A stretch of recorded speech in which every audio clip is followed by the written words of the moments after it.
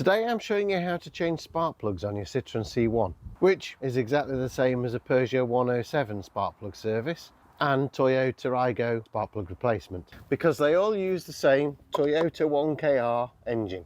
Note that this is for the Mark 1 Toyota aygo Peugeot 107 Citroen C1 with the Toyota 1 litre 3-cylinder engine.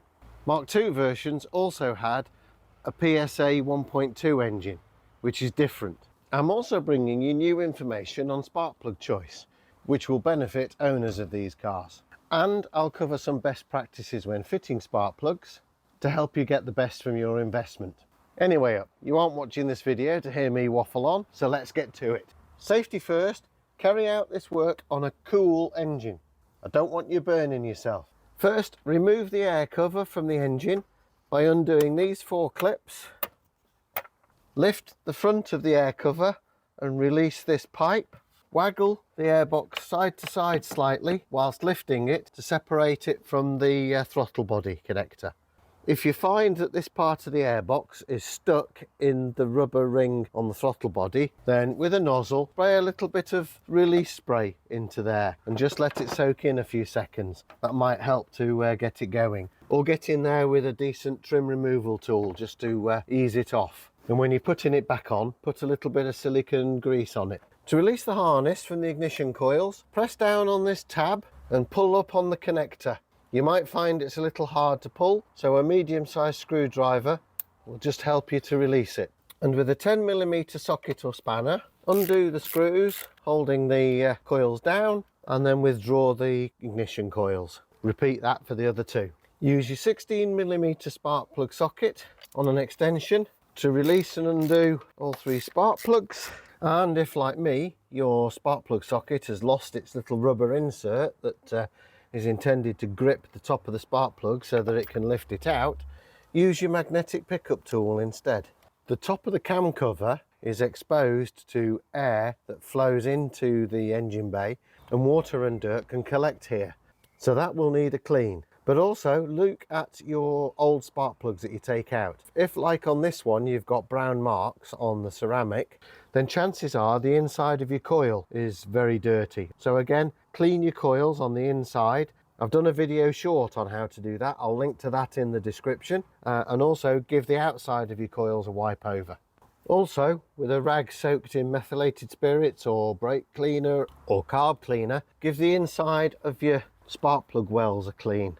Any dirt on the spark plug ceramic or down the wells or inside the boot of the coils can sap away some of the spark energy, and that robs you of power and it robs you of economy. Look at that, what I got out. The coils also have a rubber gasket up at the top here, which is intended to keep dirt and water etc. out of the spark plug well. Give each one of those a good clean and apply some silicone grease or dielectric grease, same thing, to both sides before fitting back to the coil. That will help to ensure that you get a good water and dirt tight seal between the coil and the gasket and the cam cover. Also give the electrical connections a blast with some brake cleaner or contact cleaner if you've got some. Brake cleaner is good because it dries off real quick. And do the same on the harness connectors. Put a cloth down to catch the cleaner. I promised you some information on spark plug choice. The standard spark plugs specified for this engine are Denso K16HR-U11.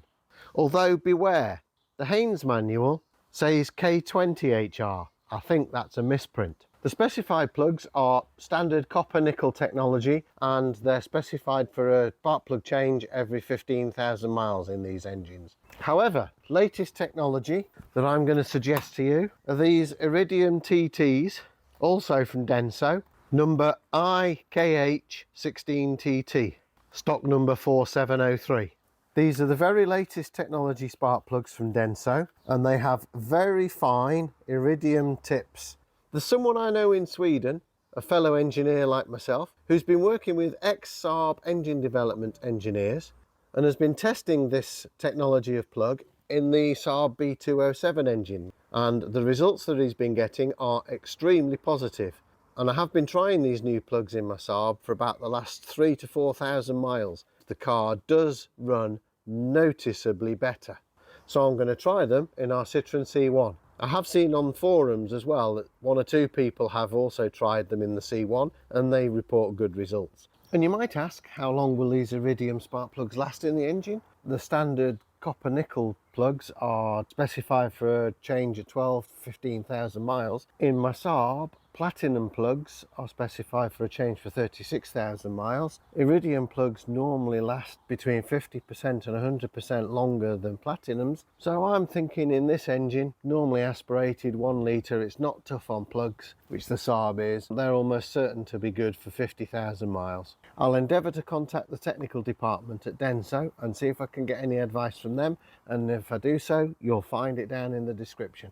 Take your new spark plugs out of their boxes one at a time. Make sure that the plugs, when they come out of their box, have got either this plastic or cardboard sleeve over the threads. That's there to protect the very fine electrode tips. These plugs are pre-gapped at the factory, so it provides protection for the gapping. Visually check around the circumference of the ceramic and make sure that there are no cracks or damage to the ceramic, because if there are, that will cause misfires. And we're ready to put them in. Couple of things: hold your spark plugs by the hex. Do not be tempted to put any kind of anti-seize or grease on the threads. The spark plugs should go into the holes dry. There's a special coating on these that protects the threads and the head and prevents them from seizing with long-term use.